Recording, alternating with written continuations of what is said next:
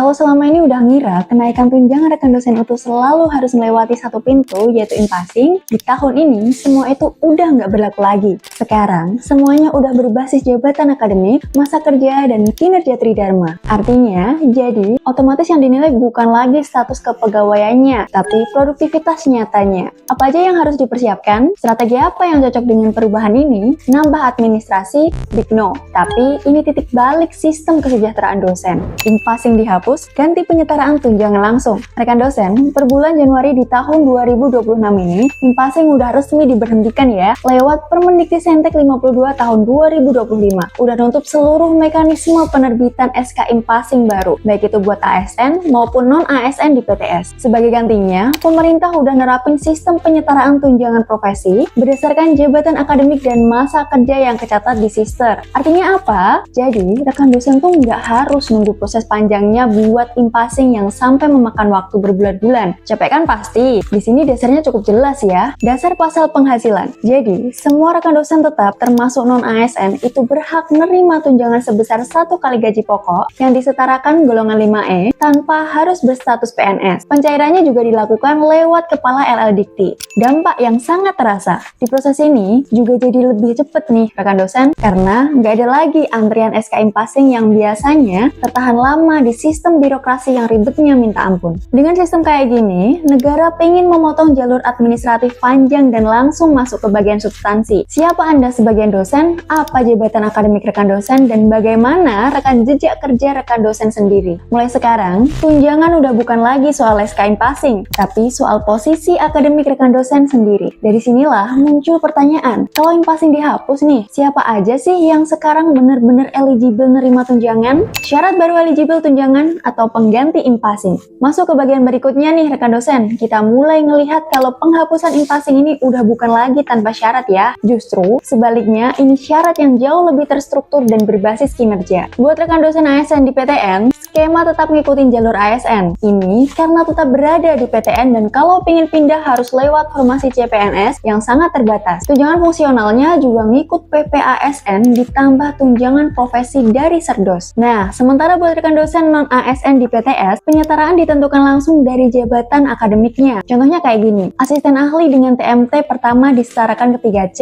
lektor kepala dengan TMT 3 tahun disetarakan ke 4D, masa kerja juga dihitung sejak pengangkatan pertama yang kecatat di sistem Sister. Tapi ini nggak otomatis cair ya rekan dosen, ada beberapa syarat wajib yang nggak bisa ditawar juga, mulai dari BKD harus hijau selama 4 semester secara berturut-turut, IKD minimal predikat baik selama 2 tahun, lalu wajib memiliki sertifikat pendidik. Kalau salah satu aja gagal dipenuhi nih, konsekuensinya juga tegas, yaitu tunjangan dibatalkan sementara. Di sistem yang baru ini, jabatan akademik ngasih hak, tapi kinerja menentukan kelangsungan tunjangan. Dan ketika aturan berubah secepat ini, pasti selalu ada dua sisi, resiko dan juga peluang. Dampak transisi 2026, resiko dan peluang. Tahun 2026 jadi masa transisi yang cukup besar di lingkup perguruan tinggi. Dan seperti semua, masa transisi pasti nggak semuanya berjalan mulus ya rekan dosen. Ada aja resiko yang muncul dan ini nggak bisa terelakkan. Mulai dari sekitar 20% kasus menunjukkan SK in-passing lama bisa kadaluarsa atau nggak sinkron, banyak data sister yang belum rapi nyebabin tunjangan tertunda, lalu ada untuk dosen non-ASN, skema pensiun nggak lagi ngikutin pola ASN, melainkan tunduk pada UU Ketenagakerjaan. Tapi di sisi lainnya nih, peluangnya juga cukup besar. Buat rekan dosen baru, ini justru kabar baiknya. Ada di tunjangan bisa langsung diperoleh tanpa harus melewati birokrasi in-passing. Profesor dengan kewajiban khusus bahkan berhak atas kehormatan sebesar 2 kali gajinya. Kemudian fokus ke sistem kini bergeser total nih dari status kepegawaian jadi produktivitas tridharma.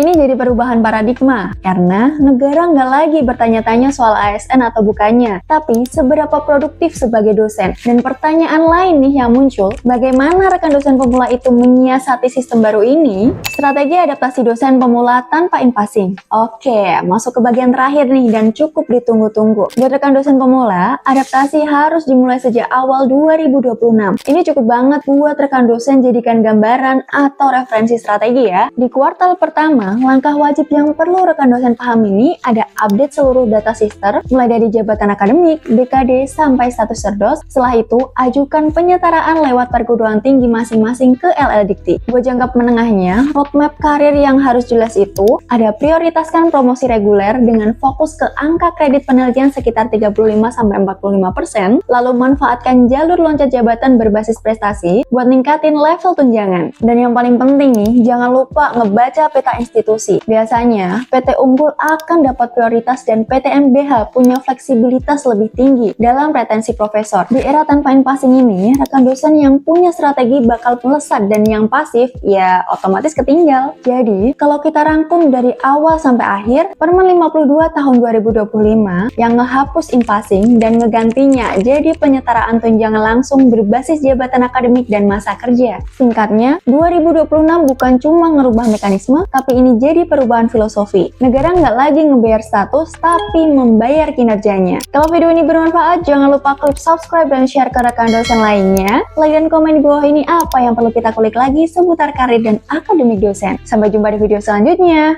Bye-bye.